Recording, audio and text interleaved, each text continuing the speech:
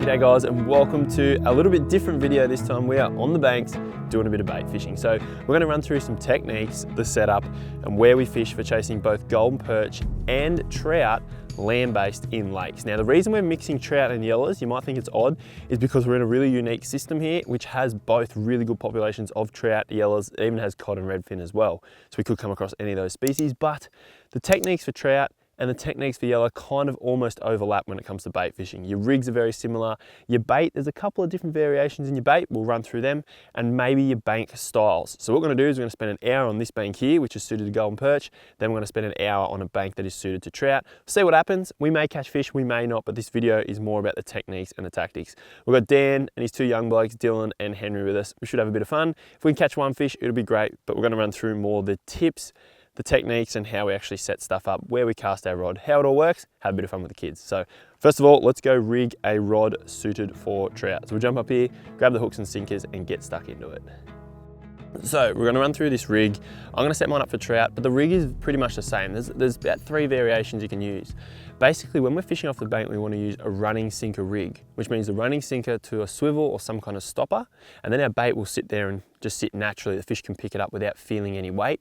Also means we can put a belly in our line and the fish can pick it up without even knowing, or we can keep it tight so we can feel the bites if we're holding it.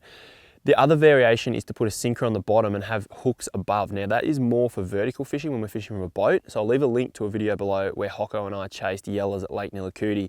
We ran through the rig we were using, we put a sinker on the bottom, we had a Palomar knot with a hook above, and that way we could pull tight and feel them hitting it, and it was sitting up mid-water. This is very different. We want our line to lay along the bottom, we want our bait to lay along the bottom. So basically what we're gonna do is Dan will run through the perfect rod and reel for kids fishing, which is a fiberglass rod. I have one of my lure fishing rods. It's graphite. I'm happy to fish with graphite and a nice quality reel because obviously look after it, but if you've got kids, there's a different variation you want to buy yourself if you're actually just going to chase or bait fish with kids. So this is my graphite rod. I actually have braid on it and I have a leader tied to it. This is my leader for lure fishing. So you tie a leader knot. So I've got my length of line here. Now this one requires no swivel or knots. So what we're gonna do is we're gonna run the sinker on.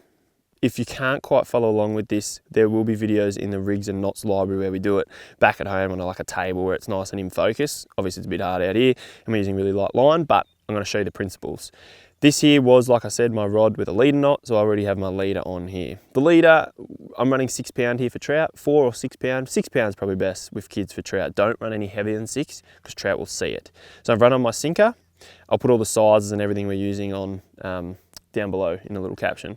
So sinker goes on. Now what I'm going to do here is Dan will show you a variation with a swivel. We basically need something to stop the sinker. So this here requires no knots. It's really simple and handy. I've got one of those little red beads, pink beads. So I'm going to run that on. You can get it at any tackle shop. So we've got about 40 centimeters of line there. Roughly, it doesn't really matter. I want about that much so that I can tie my paternoster loop in this. So about 40 centimeters of line, and then what I'm going to do is I'm just going to put that line back through the same way I came on that bead. It's really hard to see, but you get the idea.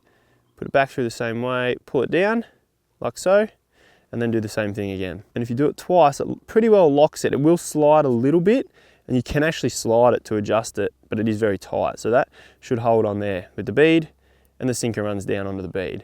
So that's just a really good way that becomes a running sinker rig. And that is my version of a swivel. That's the more common way, a swivel, but you can use a bead like that. So that's on there. Now to do our hook setup. What I'm gonna do is I'm gonna tie the hook straight on the end. This is a bait holder hook.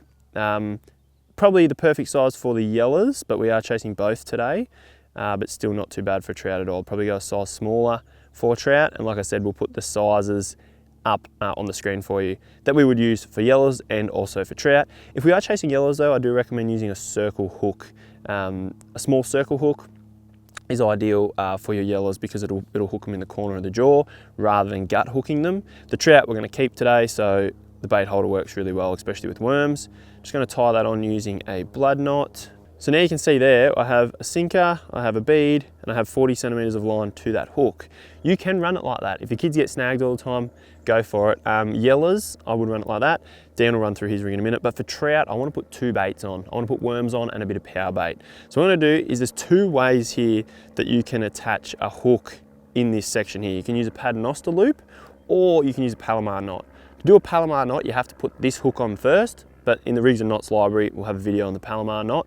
That will attach the hook directly to your line. And it's really good for fishing when you want to hold the rod because you have direct contact with that hook. So I do recommend trying that one and working that one out because it would work well. And today I could have picked either. I could have picked that or the paternoster loop, but the Palomar knot, you have to put that hook on first.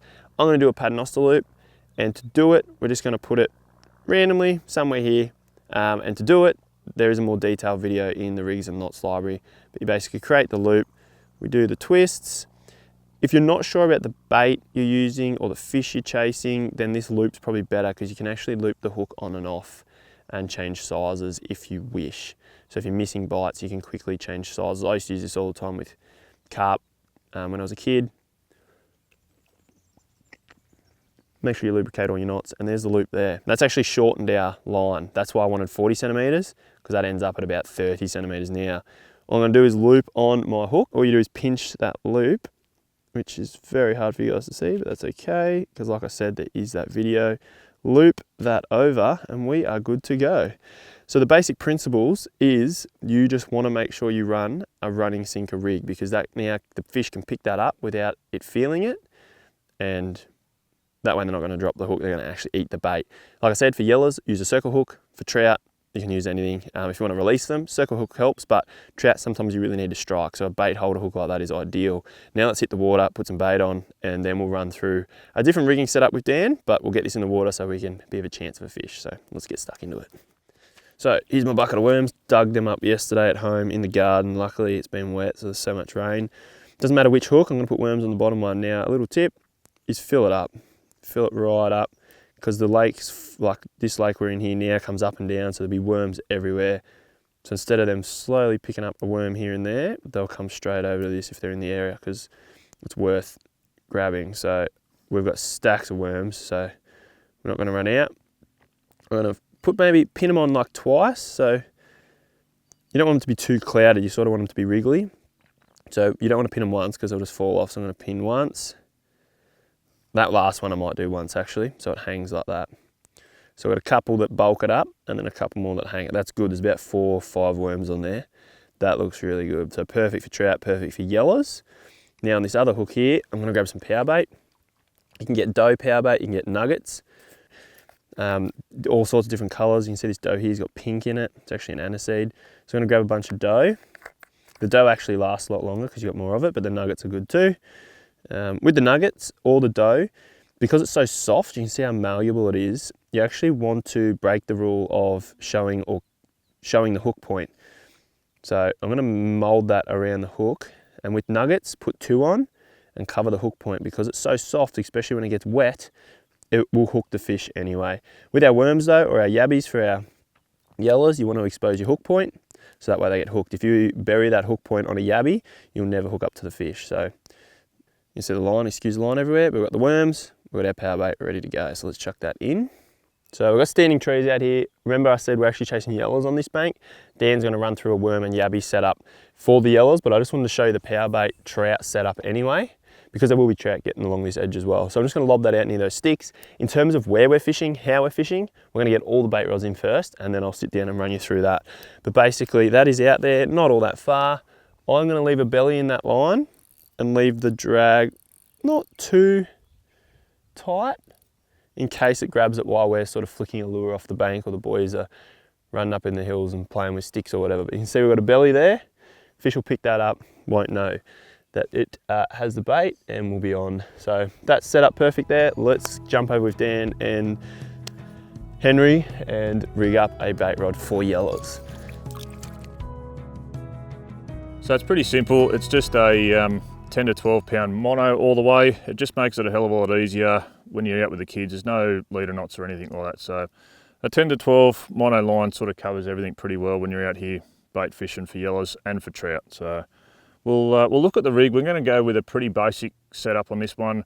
We're going to run yabbies. We're sort of more specifically targeting yellow belly with this one. So it's just going to be a running sinker down onto a swivel, and then about a 30 or 40 centimetre leader onto a hook with a yabby on that. So let's actually start by tying my swivel on first, which is probably something a little bit different, but that's the way I like to do it. Just a simple lock blood knot onto there. Then I'm going to measure out my leader. That'll be roughly what I want there. Bite that off. Probably use scissors, it's better for your teeth. And then I've just got a ball sinker, which I'm going to use this one because it's actually slightly smaller. The smaller the better. The smaller the sinker you can get away with, the better. If it was really windy or we're trying to get a bit of distance, we'd put a bigger sinker on. But today we don't need it. All right, so the sinker's just on there. It's going to slide down onto the swivel. So we'll just tie the swivel back onto the end again.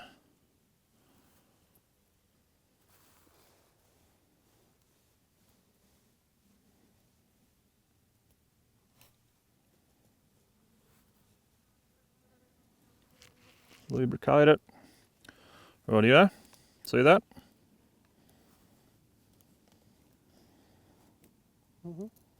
That's a running sinker rig. And then we've just got a bait holder hook. Now ideally I'd use just a small wide gape hook, especially if I was going to do some catch and release fishing for yellow belly. But honestly, when I was packing, I had it last night in the kit. I've rejigged a few things in the packs this morning and left it somewhere at home. So today we're just going to go with a bait holder hook. It's still a reasonable size hook. It'll hold the yabby really well. They're only really small yabbies that we're using today, so that'll be fine for that. Going to tie that onto the end. Same knot again, it's just a lock blood knot. That is it there. That is a pretty long leader on that one, and it's probably one thing too to remember with kids is a shorter leader actually makes it a little bit easier for the kids to cast, because that's probably going to sort of flop around a fair bit as we cast it, but I think we're going to be okay. We don't have to chuck all that far out here, so that one's going to be just fine. And that's it. That's a basic setup for bait fishing with yabbies off the bank. And I think we'll grab a yabby now, Henry. Yep. And we'll get it in the drink.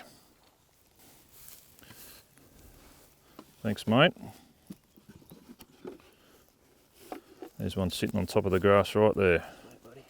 So there is a few different variations of putting these on. Some will just pin them straight through the tail. I actually like to feed it up the tail.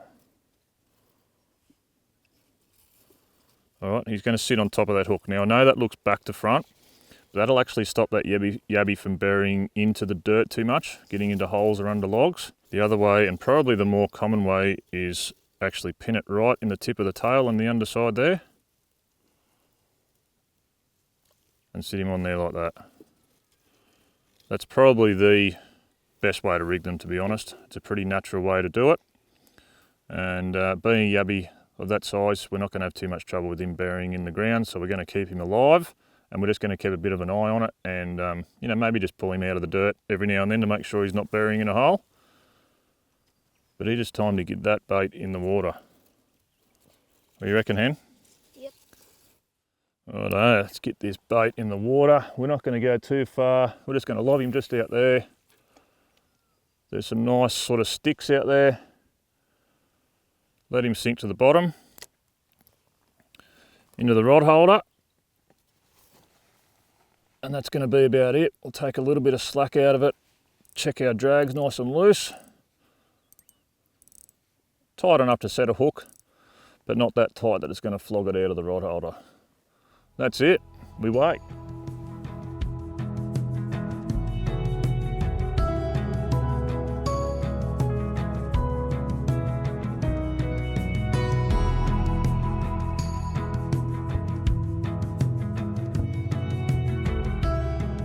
So this is a third variation for our bait fishing rigs out here today. It's a three-way again, and again, because I've forgotten my little bit of terminal tackle for today, I'm actually using just a standard swivel. Usually I would use a three-way swivel there, and I would have my second line coming out off the side. The idea being that that power bait there, it's going to float up above there, the worms are going to sit on the bottom, and the power bait's going to sit up, you know, about 400 mil up off the bottom, right in that sort of eye line for the trout that's cruising through. And the worms, they're going to catch everything. Everything eats worms. So that's our third variation. We're going to get it out in the water, and hopefully we'll get a bite soon.